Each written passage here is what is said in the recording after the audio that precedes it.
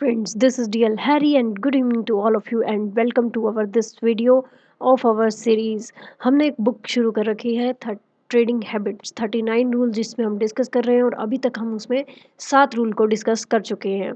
तो लास्ट जो हमने रूल्स डिस्कस किए थे 6th और 7th उनमें हमने बात की थी मूविंग एवरेजेस की एंड सपोर्ट रेजिस्टेंस की। तो ये हमारी बुक है, आप इसका कवर देख सकते हैं और ये हमारा content rule number 1 to 15 the foundation को अब हम अभी तक हम डिस्कस कर रहे हैं। अभी हम इसी को कंप्लीट करेंगे और फिर हम नेक्स्ट जो हमारा चैप्टर है माइंड ओवर इमोशन फिर हम उसको डिस्कस करेंगे। तो अब हम देख लेते हैं कि हमारा नेक्स्ट जो रूल्स है 8th एंड 9th वो क्या है।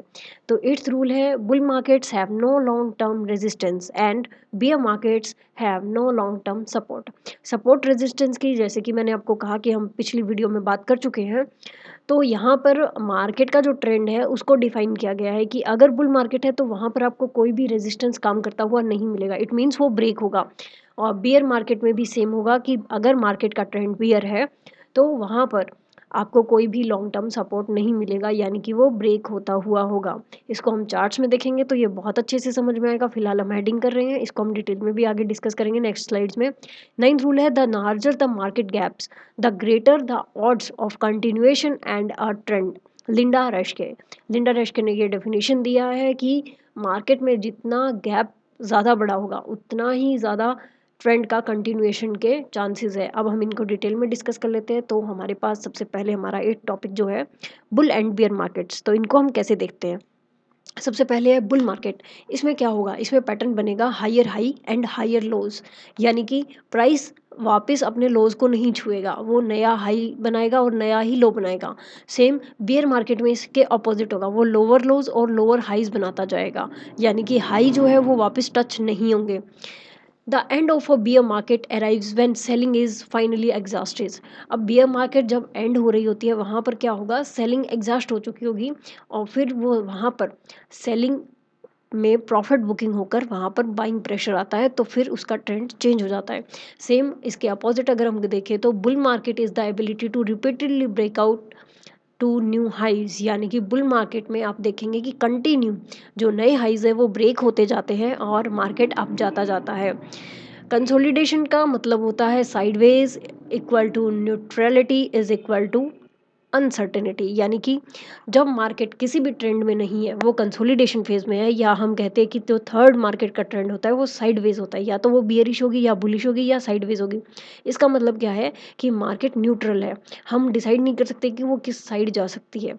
अनसर्टेनिटी बनी हुई है, उसमें रहती है, हम नहीं बता सकते उसको देखकर कि वो किस साइड जाएगी या किस तरफ का मूव ज़्यादा कर सकती है। Next one is bull markets usually last for several years while a bear market is usually short lived, typically lasting for a year or two। यानी कि बुल मार्केट बिकॉज मार्केट्स को ऑलरेडी ऊपर ही जाना उनका मेन टारगेट होता है, तो वो अगर अपसाइड जा रही होती है तो वो बहुत सालों तक जाती है, जबकि बियर मार्केट वो कुछ थोड़े टाइम के लिए होती है, लाइक 1 year और 2 year। ये बहुत ज़्यादा देखा गया है कि बियरिश जो ट्रेंड होता है वो ज़्यादा टाइम के लिए नहीं होता और बुलिश ट्रेंड वो बहुत लंबे टाइम के लिए हो सकता है। तो अब हम पहले इसी सबको चार्ट पे डिस्कस कर लेते हैं, तो चलते हैं चार्ट की तरफ। तो अब यहाँ पर आप देख सकते हैं कि मेरे पास HDFC बैंक का चार्ट है और इसमें हमारे पास वीकली चार्ट है ये। तो यहाँ पर आप देखेंगे, इसको थोड़ा बड़ा करते हैं ताकि हम हाइज और लोज को समझ पाएँ। ये देखिए, अब यहाँ पर आप देख सकते हैं कि हमें एक बड़े लेवल पे ट्रेंड जो दिख रहा है वो अपसाइड का दिख रहा है। अगर यहाँ पर हम अपने रेजिस्टेंस ड्रॉ करें तो ये देखिए, ये हमारा एक रेजिस्टेंस था प्राइस पे, इसको हम थोड़ा और सही करेंगे। ये यहाँ पर ब्रेक हुआ, पहले ये प्राइस रेजिस्ट किया, डाउन आया और फिर ये अपसाइड गया ब्रेक करके, और फिर इसी को सपोर्ट बनाते हुए इसने अपना फिर एक न्यू हाई लगाया और फिर वहाँ से वापस डाउन किया। अब यहाँ पर 1 2 और 3 बार मार्केट रुका और लेकिन चौथी बार इसको टच करके और क्रॉस करके फिर यहाँ पर सपोर्ट लिया और फिर अपसाइड गया, फिर इसने इसको क्रॉस किया, यानी कि कोई भी रेजिस्टेंस जो है वो काम नहीं कर रहा है। अगर एक बार काम किया, 2 बार काम किया, तो तीसरी बार में ब्रेक होने के बाद वो वापस अप जाते हुए, ये देखिए कोई भी रेजिस्टेंस काम नहीं कर रहा है, वो सब ब्रेक होते जा रहे हैं। इट मीन्स मार्केट का जो ट्रेंड है वो अपसाइड का है। दूसरी चीज़ जो हमने डिस्कस की थी कि ये मान लीजिए हमारे पास सबसे पहला लो है, तो यहाँ से मार्केट अप गई और फिर लो लगाया, ये जो है ये हमारे पास पहला हाई है, ये जो लो लगाया है ये सेकंड लो है, सेकंड लो हमारे फर्स्ट लो से हाई है, यानी कि हायर लो। फिर हाई लगाया, ये हाई हमारा लगा, दूसरा हाई जो कि पहले वाले हाई के कंपैरेटिवली अप है, यानी कि हायर हाई। तो जब अप ट्रेंड में मार्केट आप देख सकते हैं, जब मार्केट अप ट्रेंड है तो वहाँ पर हमारे पास हायर हाई और हायर लोज लगते हुए जा रहे हैं कंपैरेटिवली प्रीवियस वन। तो इस तरीके से हमें हमारा जो अप ट्रेंड है वो समझ में आता है कि हायर हाई और हायर लोज है। अब हम चलते हैं किसी डाउन ट्रेंड पर, देखते हैं। ये देखिए, ये हमारे पास एक टाइम में डाउन ट्रेंड है। यहाँ पर आप देख सकते हैं कि सपोर्ट जो था पहले ये वाला था, ये सपोर्ट, ये ब्रेक हुआ फिर डाउन आया। फिर हमारे पास दूसरा सपोर्ट था, ये था, ये भी ब्रेक हुआ फिर डाउन आया। तीसरा सपोर्ट हमारे पास ये था, ये भी ब्रेक हुआ फिर डाउन हुआ। चौथा सपोर्ट हमारे पास ये है, ये भी ब्रेक हुआ और डाउन आया। तो इस तरीके से जब डाउन ट्रेंड होता है तो हर एक जो सपोर्ट है वो ब्रेक होता जाता है। और हम देख लेते हैं हायर हाई और हायर लोज। अगर हम देखें तो हम थोड़ा टाइम फ्रेम डेली पे चलते हैं ताकि हमें थोड़ा और अच्छे से ये समझ में आ जाए और हम इसको क्लियरली कैंडल्स में देख पाए कि हायर हाई हायर लोज कैसे लगा रही है मार्केट। थोड़ा छोटा करते हैं, यस। तो ये देखिए, यहाँ पर एक हाई था हमारे पास, ये हाई, और यहाँ पर इसने अपना एक लो लगाया। फिर इसने वापस अप साइड की मूवमेंट की और फिर डाउन आया, फिर वापस अप और फिर डाउन। तो यहाँ पर आप देखेंगे कि जो हाई लग रहे हैं वो पहले वाले हाई के कंपैरेटिवली लो है, और जो लो लग रहे हैं वो भी पहले वाले लो के कंपैरेटिवली डाउन में है। यानी कि डाउन ट्रेंड जब होगा तो हम लोअर हाई और लोअर लो के साथ जाएंगे। तो इस तरीके से ये हमारे पास डाउन ट्रेंड का कंसेप्ट क्लियर होता है। अब इसमें इसने कहा था कि लास्ट जो हमारे पास लाइन थी, just a minute, yes, last जो हमारे पास लाइन थी, इसमें ड्राइंग्स को रिमूव कर लेते हैं ताकि अच्छे से हमें समझ में आ जाए।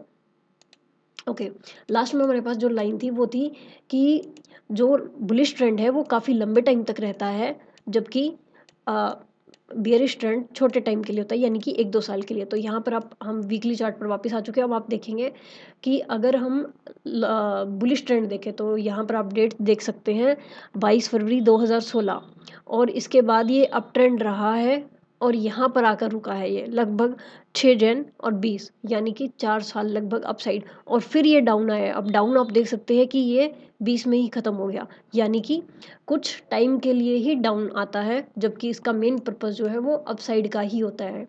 अप साइड की मूवमेंट हमें ज़्यादा देता है बजाय डाउन साइड के। तो ये हमारा ट्रेंड का कंसेप्ट क्लियर हुआ। अब हम चलते हैं नेक्स्ट स्लाइड की तरफ, उसमें हम नेक्स्ट कंसेप्ट को क्लियर करेंगे जो कि है गैप्स। तो ये स्लाइड हम डिस्कस कर चुके हैं। अब नेक्स्ट स्लाइड हमारे पास जो है वो गैप्स के बारे में है। गैप्स के बारे में देखिए, आप यहाँ पर हमें दिखाई दे रहा है व्हाट इज़ गैप। गैप क्या है? गैप का मतलब होता है कि जो हमारे पास प्रीवियस डे की क्लोजिंग है और आज की जो ओपनिंग है उनमें डिफरेंस हो। वो गैप अप भी हो सकता है और गैप डाउन भी हो सकता है। अगर वो अप साइड है तो ये होता है गैप अप, और इसको बोलते हैं बुलिश, यानी कि हमें ये बुलिश मार्केट में देखने को मिलता है मोस्टली। और अगर ये डाउन साइड है यानी कि गैप डाउन, और ये होगा बियरिश हमारा, यानी कि वो हमारे व्यू को बियरिश करेगा एक बार के लिए। और नेक्स्ट जो चीज़ है इसमें कि कंटिन्यूएशन ऑफ गैप, यानी कि मान लीजिए कि कल की क्लोजिंग से आज का जो ओपनिंग है वो अप में ओपन हुआ और वो अप साइड ही जाता जाए, इसको हम बोलेंगे गैप एंड गो, यानी कि उस गैप को कंटिन्यू किया गया है। इसके अपोजिट भी सिचुएशन होती है, that is filling the gap, यानी कि अप में ओपन हुआ और फिर वो प्राइस डाउन आना शुरू होता है, और जो गैप उसने मान लीजिए वो 20 पॉइंट का था तो वो 20 पॉइंट को कवर कर देता है, तो इसको बोलते हैं गैप एंड क्रैप। उसके बाद है gaps late into a long trend can signal the end of a trend, these are called exhaustion gaps and usually occur on the large volume. अब हम इसको भी चार्ट में समझेंगे तो हमें अच्छे से क्लियर होगा। तो चलते हैं हम चार्ट। तो हमारे पास वापस HDFC बैंक का ही चार्ट है, और इसको हम वीकली की बजाय डेली कर लेते हैं ताकि हम अच्छे अच्छे कैंडल पैटर्न्स देख पाएँ। अब यहाँ पर देखिए, सबसे पहले आप देख सकते हैं कि बहुत ही अच्छा गैप आप देख सकते हैं। ये देखिए, इस ग्रीन कैंडल का क्लोजिंग जो है वो आप यहाँ पर प्राइस देखेंगे 1476 है, और नेक्स्ट डे जब ओपन हुआ तो इस कैंडल का जो ओपनिंग है वो 1501 है, यानी कि लगभग आप मानिए कि 25 पॉइंट का गैप इसमें है। और इसके बाद इसने अपना एक छोटा सा लो लगाया और वापस अपसाइड की डायरेक्शन दी, यानी कि इसने उस गैप को बिना फिल किए अपसाइड की मूवमेंट वापस की है। तो इसको हम बोलेंगे गैप एंड गो, यानी कि उसी सिचुएशन में चले जाना, गैप देना और उसी सिचुएशन में जाना। नेक्स्ट हम करते हैं जो कि गैप एंड क्रैप की सिचुएशन थी। आई होप ये आपको क्लियर हो गया होगा, अदरवाइज आप कमेंट सेक्शन में मैसेज डाल सकते हैं। तो यहाँ पर देखिए, ये जो दोनों रेड कैंडल बन रही है इनको हम पिक करते हैं। यहाँ पर इसकी जो क्लोजिंग है रेड कैंडल की वो यहाँ पर है 1554 पर, 1555 पर, और इस कैंडल की ओपनिंग है 1600 पे, यानी कि अप्रॉक्सीमेटली हमारे पास 45 पॉइंट का गैप अप आ जाता है। लेकिन इसने क्या किया, इसने डाउन साइड का मूवमेंट किया और उस गैप को पूरा फिल कर दिया, ना कि सिर्फ ओपनिंग तक बल्कि क्लोजिंग तक भी, और डाउन आ गया। तो ये है गैप एंड क्रैप, यानी कि अगर इसने अप साइड में मूवमेंट दिया था, अगर ये अप साइड जाता तो हम कहते गैप एंड गो, लेकिन ये डाउन साइड आ गया और गैप को फिल कर दिया, तो ये है gap and crap. I hope ये सिचुएशन आपको क्लियर हो गई है। अब हम जो नेक्स्ट उसने पॉइंट डिस्कस किया है उसको देख लेते हैं। इसके लिए हमें वॉल्यूम इंडिकेटर यहाँ पर लगाना होगा। वॉल्यूम इंडिकेटर आप देख सकते हैं कि मैंने यहाँ पर लगा लिया है। उस जो नेक्स्ट हमारे पास जो लाइन थी उसमें बताया गया था कि एक ट्रेंड के बाद अगर एक लार्ज वॉल्यूम के साथ गैप अप या गैप डाउन होता है तो वहाँ से जो ट्रेंड है हमारा वो रिवर्स होने के चांसेस ज़्यादा होते हैं। अब यहाँ पर आप देखेंगे कि ये देखिए, ये जो रेड कैंडल है ये एक डाउन ट्रेंड था हमारे पास छोटे टाइम के लिए, और फिर ये वाली जो कैंडल बनी है इस पे बहुत अच्छा वॉल्यूम आया है और इसने गैप डाउन ही ओपनिंग दी और फिर ये गैप डाउन ही बंद हो गया, यानी कि बहुत अच्छा गैप दिया। तो यहाँ से एक प्रोबेबिलिटी बनती है कि ये अब अपना ट्रेंड चेंज करेगा, यानी कि ये अपसाइड की मूवमेंट देगा।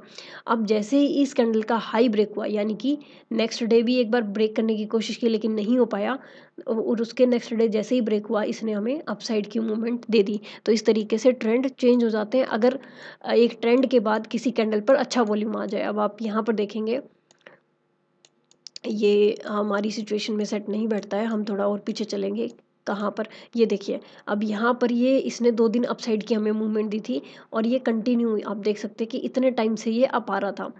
अब यहाँ पर इसने एक डोजी टाइप कैंडल बनाई अप साइड में गैप देकर और इस पे बहुत अच्छा वॉल्यूम आया। इसका मतलब अब ये रिवर्स कर सकता है, तो इसने इसको काफ़ी अच्छे टाइम के लिए रिवर्स किया। मतलब पहले जो रिवर्स हो रहे थे वो बिल्कुल छोटे छोटे थे, लेकिन ये काफ़ी लंबे टाइम के लिए रिवर्स हो गया। तो इस तरीके से अगर एक गैप अप या गैप डाउन कैंडल पे अच्छा वॉल्यूम आता है तो वो ट्रेंड को रिवर्स भी कर सकता है। सो हमारी दोनों स्लाइड्स में यही था। नेक्स्ट हम आगे उन रूल्स को डिस्कस करेंगे 10th और 11th में भी। तो मिलते हैं नेक्स्ट वीडियो में। Thank you friends, good night.